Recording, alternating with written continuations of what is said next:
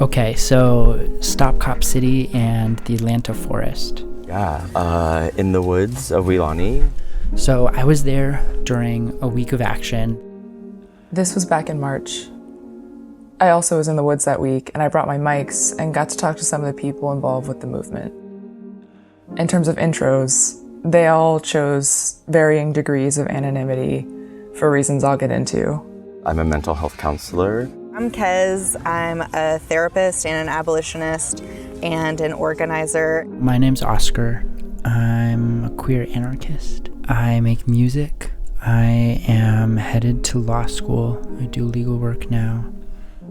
Gabriel Eisen, lifelong Atlanta resident in the art world and radical political world.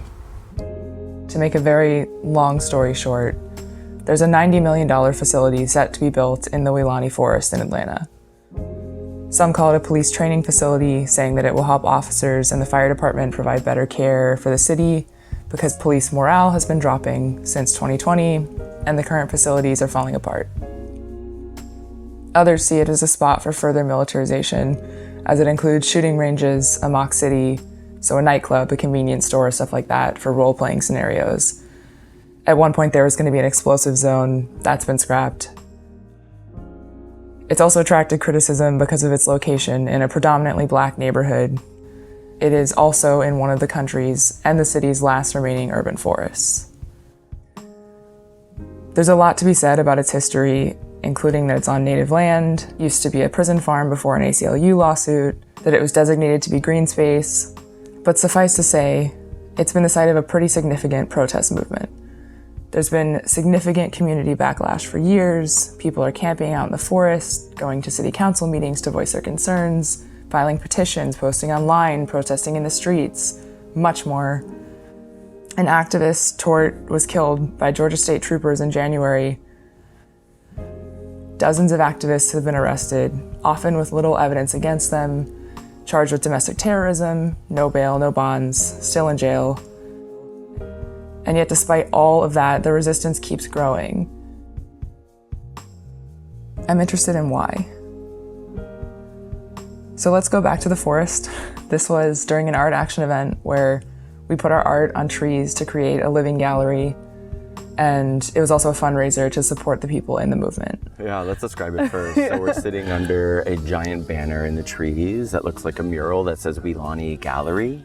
And then there's art hanging for an auction. There's some musica in the background. There's screen printed shirts. There's some tents that just happen to be close enough to the gallery. Some people are staying, and I guess I'm curious, what else do you see?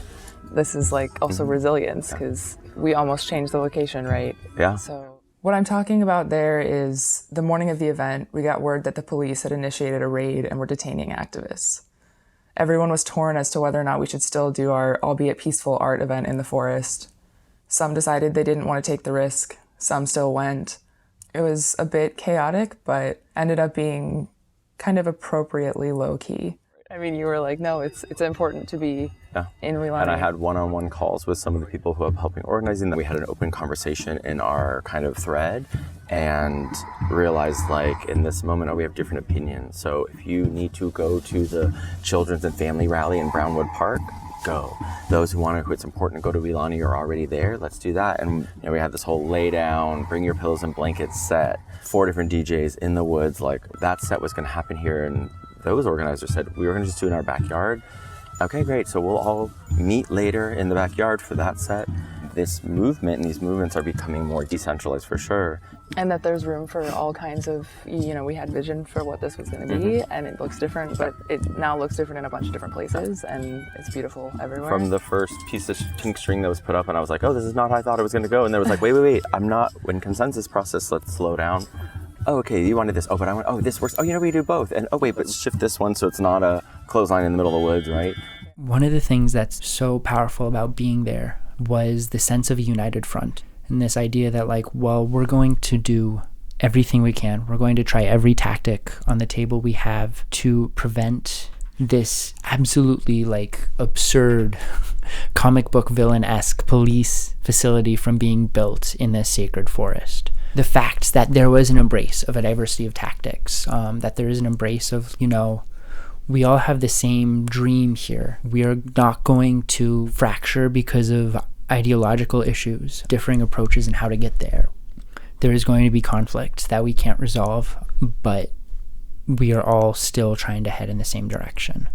Rapidly exhausting all of the tactics. Like, we will petition city council, we will stop city council meetings, and if that doesn't work, well, we're going to move on to something else. That sense of unity, I think, is a rare and powerful thing in like an extremely contested activist space. Two of my beings have children. One's a single mother. I absolutely understand that they like can't show up today, right? They could, but that's not okay. And so bringing it to the masses, as I love to say, the muggles and the mudbloods, but also the witches outside the woods, and the people who are afraid to go in the woods. It's little 5 Points in Atlanta, this gallery venue that's more comfortable because that is a safe enough space. So holding both those. Mm-hmm. I think it's important to note here that the place the police raided that morning was considered a safe property. It was private, used to provide medical support and resources, somewhere people could go when the woods were too dangerous. And although the news would have you believe otherwise, police haven't just been arresting people who are being violent. In the music festival, for example, some people did destroy property, burn construction vehicles, throw fireworks, but others were on the opposite side of the park. I was at the music festival, and my partner was flying home that evening. It was a Sunday, and they had to get back home in time for work the next day in person. So we had gone and packed up all of their things, and then we're walking to the parking lot where we were meeting a friend, and they were going to go to the airport together.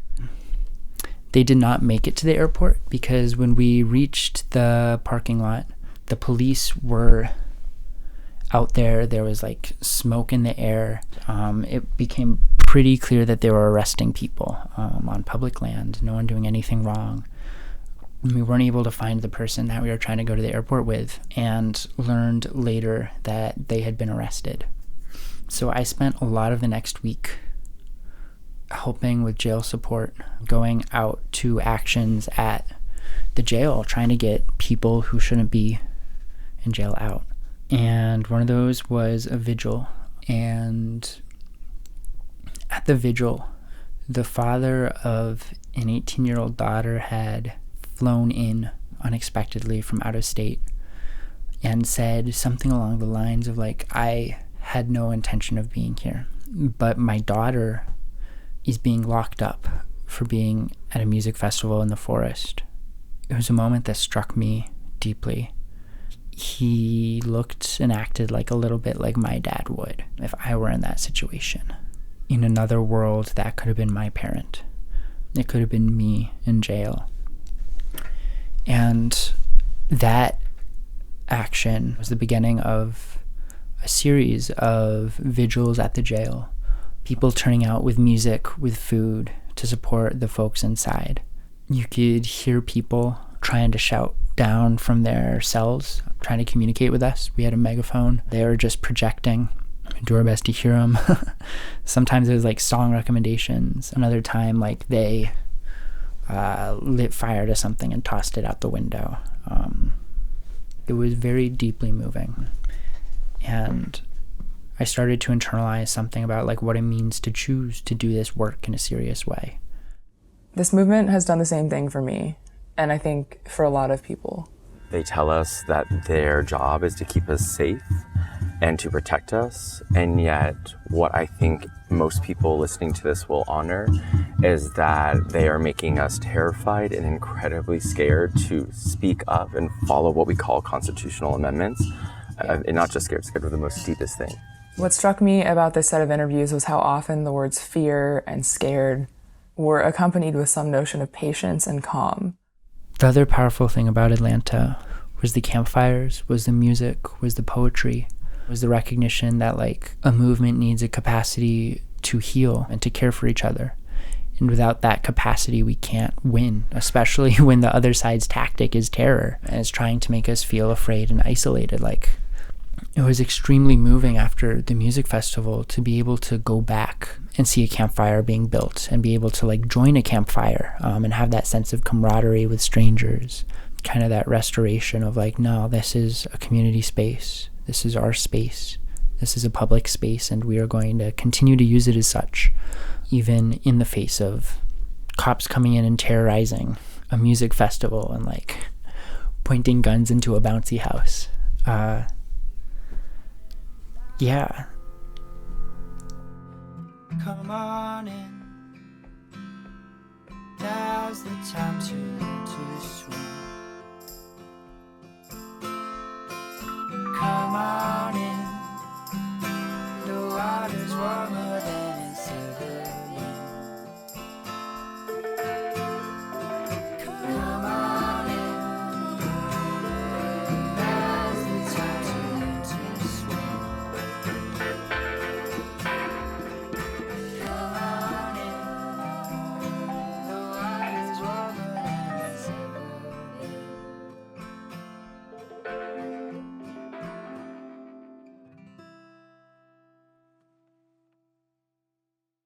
Next to us, a little bit further on in the forest, is where people have been camping out for a long, long time.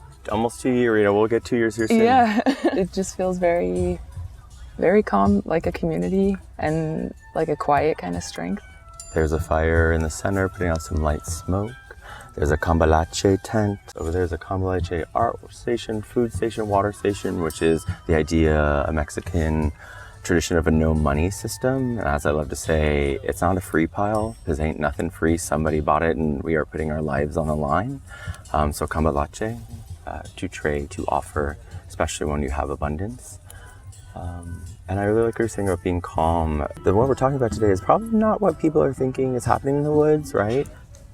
Focusing on those relationships is what keeps our movement resilient, and supporting each other through constant and continuous trauma all the time is what keeps us able to keep going and not give up. Yeah. And honestly, just really getting comfortable leaning into receiving support. I think that's been really new for a lot of us because we're used to being supporters, calling each other, a lot of family dinners. There's been a lot of wine involved, relying on my friend to go turn my stove off for me in the middle of my work day. Asking like, hey, can you make me dinner tonight because I just can't do it. Yeah. That's what this week has looked like. Finding relationships and spaces for those sorts of things can feel very like slow and small and piecemeal until it isn't. I think that those are also crucial in like being able to act. I know that I, for one, would not have been able to move had it not been for my friends and mentors who pushed me, not only day of, but also the week prior. We could be family. You put the love in the recipe. You are the best that I've found. You could fill my bucket up.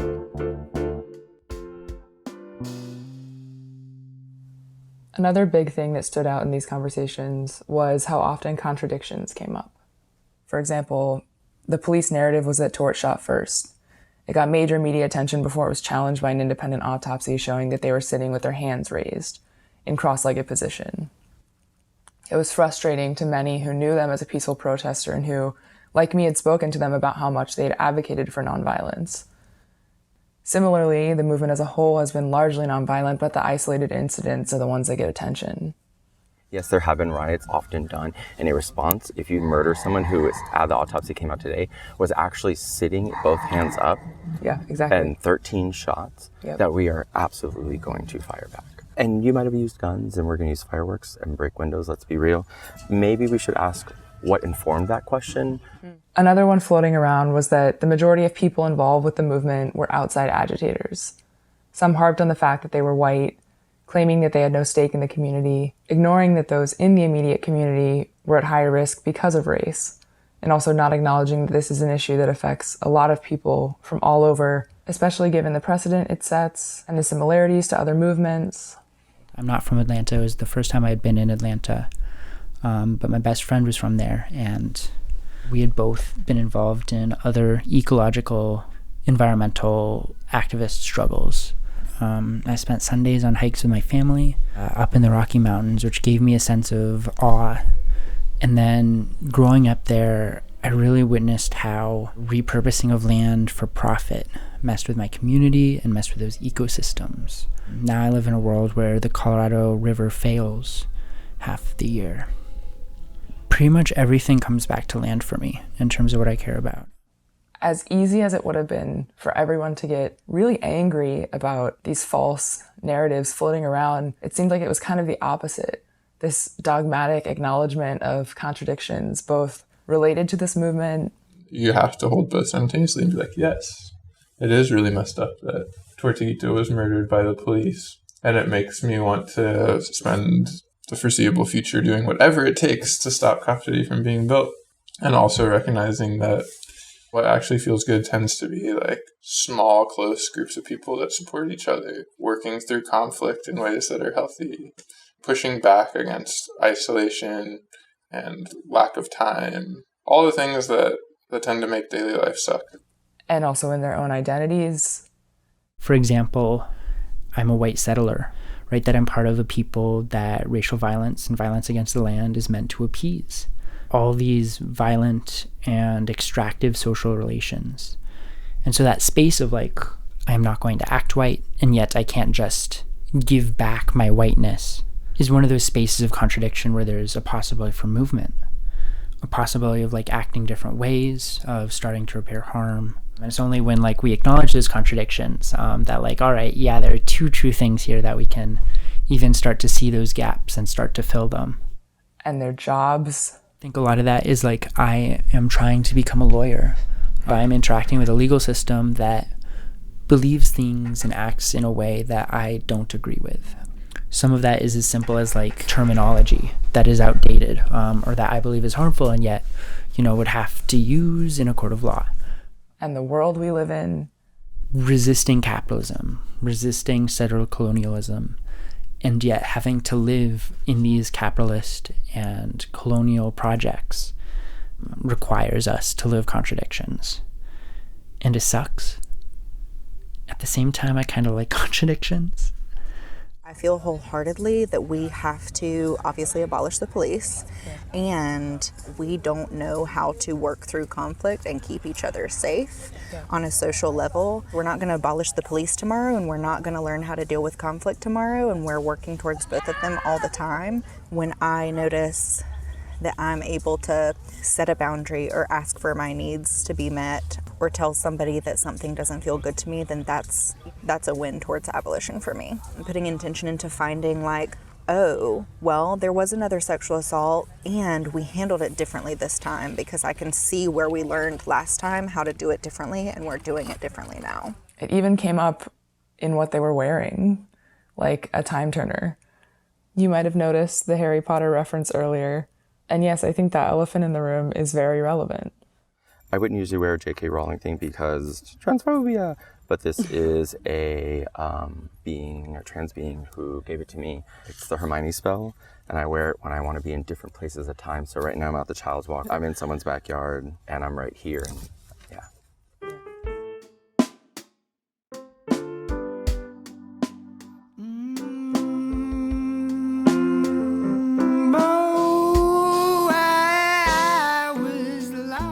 And I also try to encourage people too to remind themselves that like, you're not perfect, nobody's perfect, this movement's not perfect, and you can't expect perfection out of yourself. And so if you find a pair of shoes that you're completely in love with and obsessed with and they're not eco-friendly, then maybe just buy the shoes and be okay with it, and that's okay sometimes too. Yeah, and direct the energy somewhere else. Exactly. Yeah. Exactly.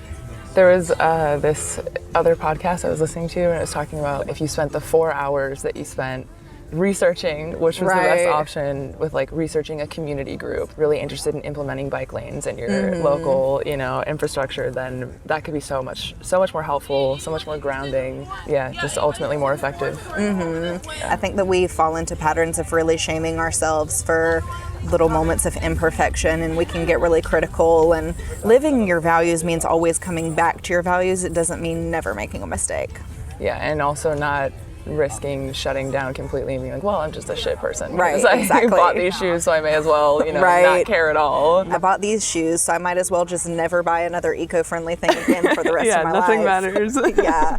I think there are like some very specific pieces of mental furniture, mental models that really helped me move from a state of like unintentional action to a state of intentional action.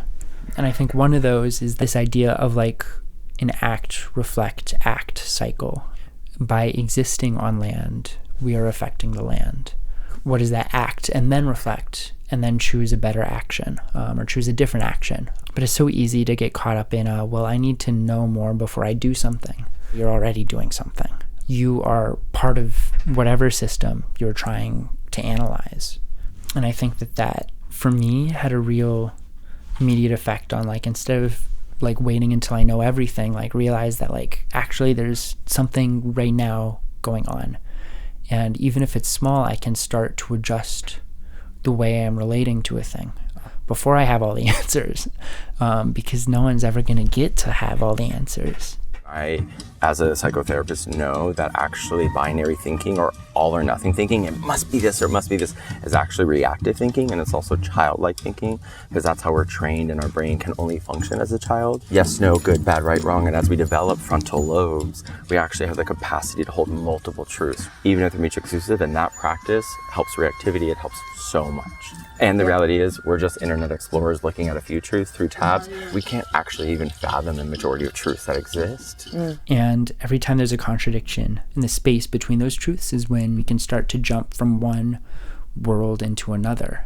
In a world where like nothing we do matters, to a world where we can have an impact and we can turn these dreams we have about what the future could look like into a reality. And I think this is something that conservatives are very good at, of instead of working from like a space of ideological purity, they will do whatever they can to make the future a little more like the world they want to see. Whether the law isn't perfect, whether the precedent isn't there, they will take the action that puts them a little closer on that path. And I think anarchists really argue for this.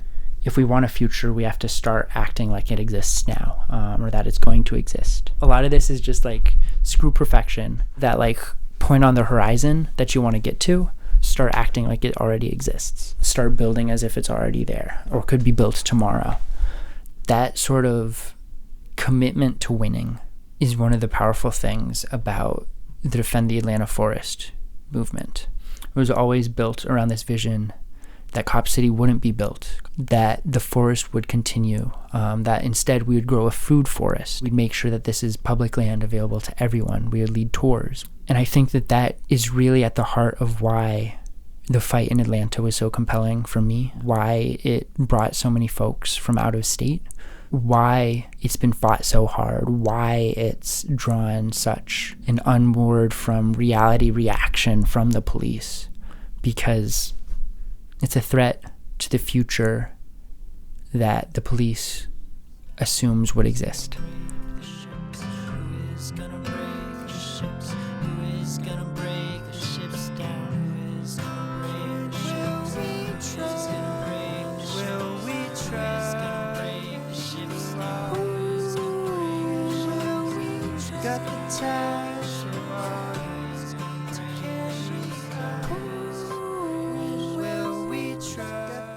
Moving back to care. It doesn't matter if you have a perfect analysis of capitalism, or if you have learned how to do medic training, or if you know how to grow food. Like, you can have all the skills in the world, but if you aren't able to offer them, it's as if you don't have those things in the first place. It's actually a whole other skill set, avoiding burnout or building sustainability, which looks like saying no to a lot of things, which looks like not responding to every crisis. with your all, which looks like zooming out to a big picture and saying, I'm not going to do this so that I can do that.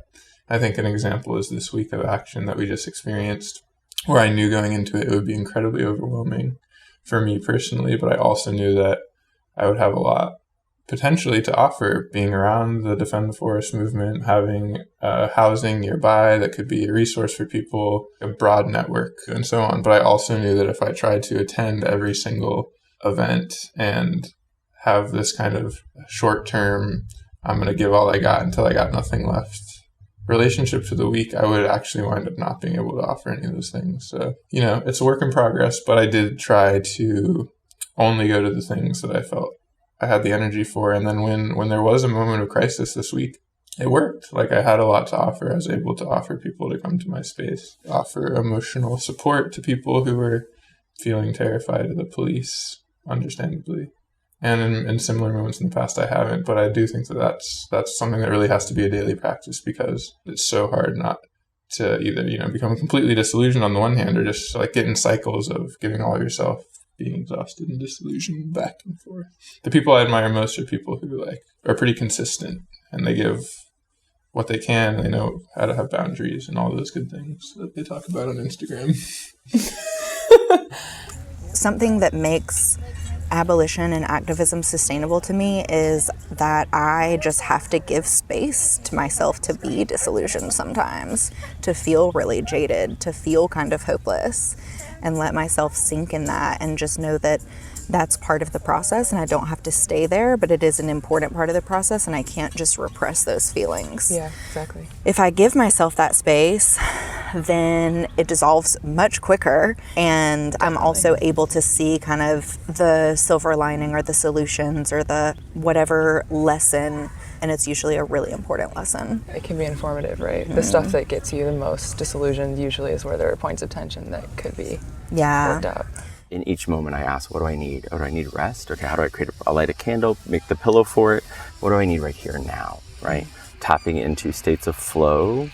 And that can mean different things all day: cooking, art making, texting, activism, laying in bed with a lot of pillows. I'm watching maybe a movie like Pinocchio, where there's a being made of the heart of a tree, but yet is carved by the father to be a boy, and struggling to wonder whether they're a real boy or a tree. I think that often people, and especially activists, can get really caught up in what they think they're supposed to do or what's necessary. Are other people going to think this is the right thing to do? Yeah. Worrying about our reputation, or feeling really ashamed of this action or that action. And I think that there are some things that are more glamorous and sexy that people want to do, but that just don't feel right in their bodies. And so that's the question that I often find myself coming back to, is how does this align with my values and my ultimate goals? What are our visions? What do you see? What are you told? What do you, in your own meaning and truth, see for the force, see for the movement, see for the future, see for the possibility of cops, and then be vocal, say it, and even if you need to be anonymous, create an anonymous email, write on a piece of paper. Like, there's ways to disseminate information that no one will know who it is. And if you're scared to use your voice, there's something called money. It's called Green Tree, right? Put it where you need it to go. When we're talking about action, it's really easy to forget that we are making choices and doing things every day. The question of all right, why do you have space or time to, instead of doing these draining everyday tasks, be a community organizer? Who gave you the space and time so that you could start going to city council meetings, or so that you could take a week to go be in a forest, have conversations with your neighbors, cook things, share food with your neighbors. Where do we locate ourselves in a system so that we have some time to change it? And it's not easy for anyone. It's much harder if you're poor, but I think it's possible to find those spaces. Choosing a job, even if a job you like a little less, that gives you a little more time after work. If someone was having an emergency and needed to crash in my place for a while, I could help them. I could be there for that big sudden thing. Nurturing relationships a little bit, trying to find like-minded friends, do sort of visioning work of what kind of world would you want to see with people around you. Taking small actions to create an environment where big things could change.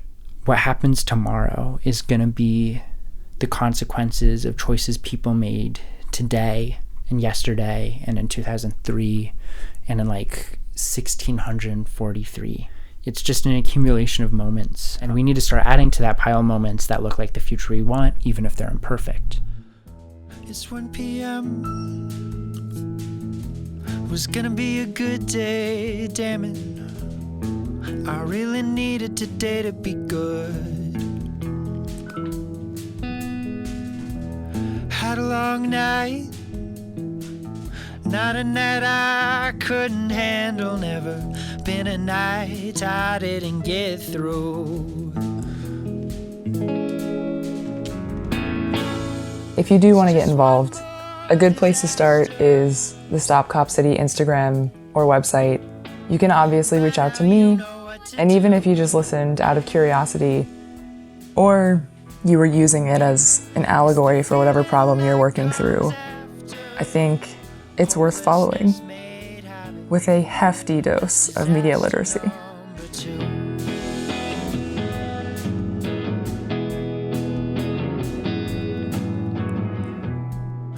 All of the music in this episode, besides the first one, which was Manta Ray Bryn, is actually from Oscar. He's a musician and was kind enough to lend me some of his demos.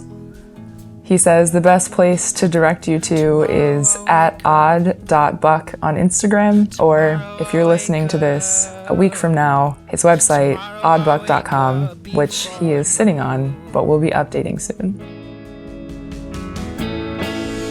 It's just one more disaster. By now you know what to do. Thanks to everyone who was willing to have a conversation with me in the woods and outside of them, and who makes up my little network of care. Until next time.